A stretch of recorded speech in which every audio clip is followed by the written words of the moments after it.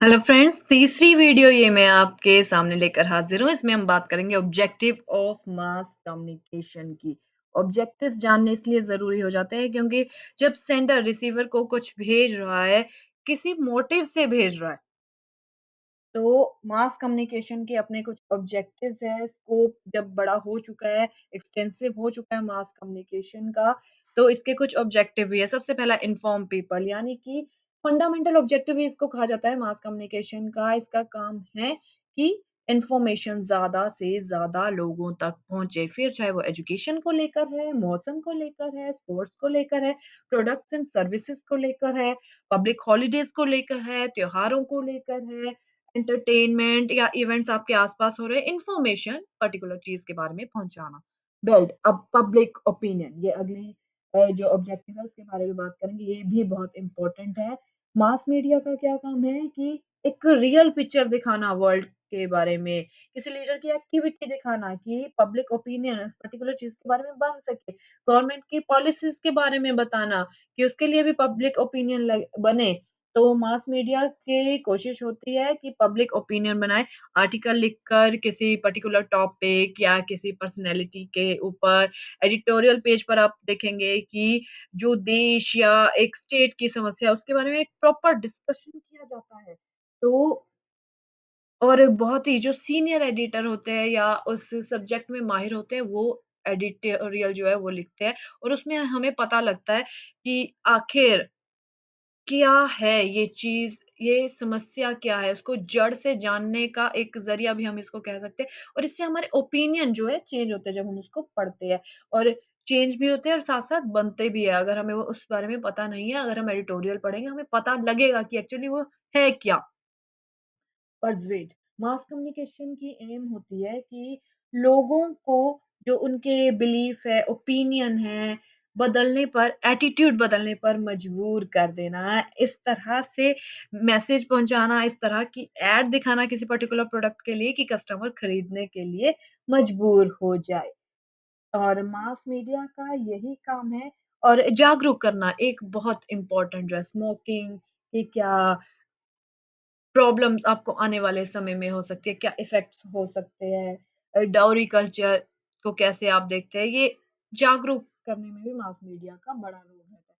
Circulate government policies, government की बहुत सारी पॉलिसीज़ होती है, बिना मास मीडिया के लोगों को पता ही नहीं लगेगी और मास मीडिया एक अच्छा ज़रिया है कि पब्लिक तक जल्द से जल्द एक टाइम बाउंड अगर हम कहें टाइम बाउंड होने से पहले ही लोगों तक उस पॉलिसी का पहुँच जाना।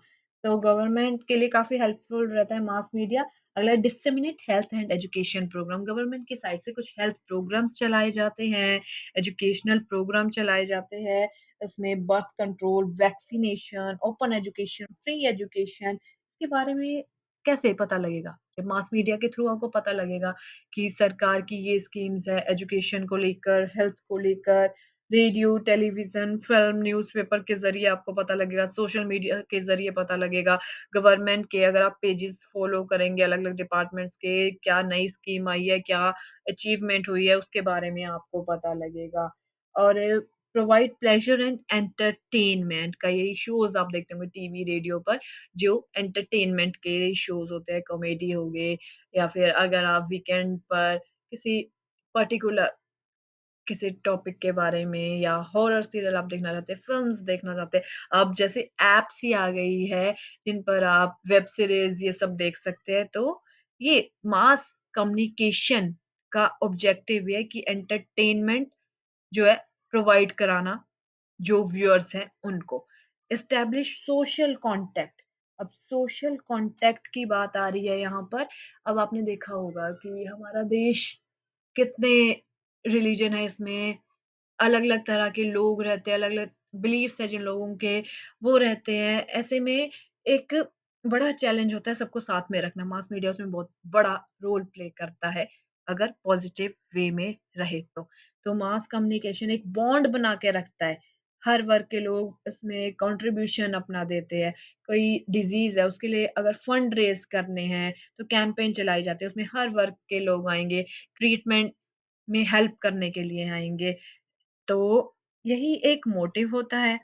अब अगला है जैसे अ, हेल्प इन फेसिंग डिज़ास्टर, तो जैसे कई जगह पे डिज़ास्टर या कैलामिटी हो जाती है, अर्थक्वेक आ रहा है, कहीं फ्लड आ रही है, वॉर, राइट, इस पूरी सिचुएशन में मास कम्युनिकेशन बहुत बड़ी हेल्प करता है।